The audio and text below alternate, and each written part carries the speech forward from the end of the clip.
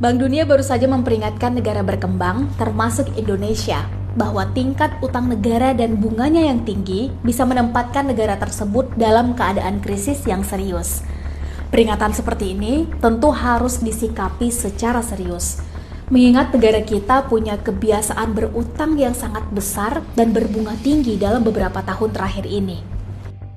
Ya, sebagaimana yang kita ketahui, pada akhir masa jabatannya, Pak SBY mewariskan utang negara kepada Pak Jokowi senilai 2.600-an triliun, dengan bunga tahunan mencapai 133,4 triliun pada akhir tahun 2014. Dan utang tersebut merupakan akumulasi atau total utang dikurangi cicilan tahunan dari awal negeri ini berdiri, bukan hasil utang masa Pak SBY semata.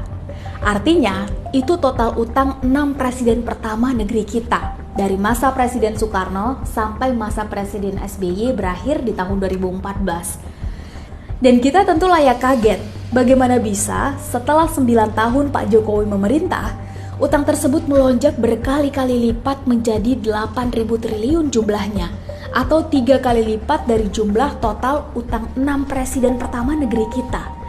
Belum lagi bunganya yang pada tahun depan diperkirakan sudah mencapai hampir 500 triliun setahun. Teman-teman bisa cek langsung informasi ini di situs Kementerian Keuangan atau rilis berita resmi yang ada.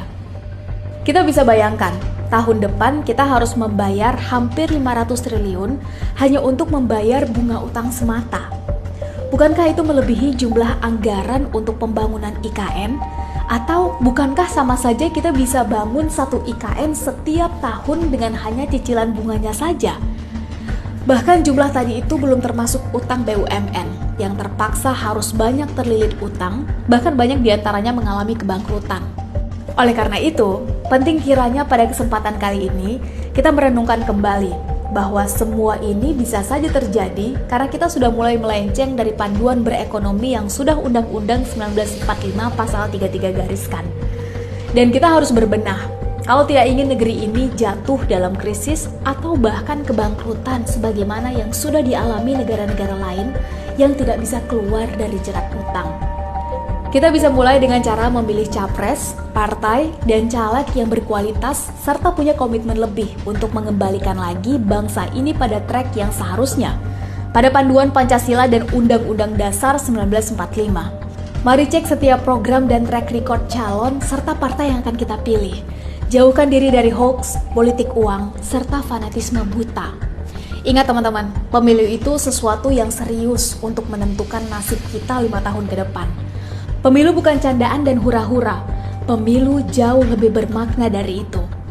Pemilu adalah momen yang tepat untuk mengevaluasi dan memberi sanksi pemimpin serta partai yang sudah terbukti mengkhianati kita, serta berterima kasih kepada pemimpin dan partai yang sudah memperjuangkan kebaikan kita. Jangan golput, gunakan suara kita. Satu suara akan sangat berarti apabila dijatuhkan kepada mereka yang memang layak mendapatkannya.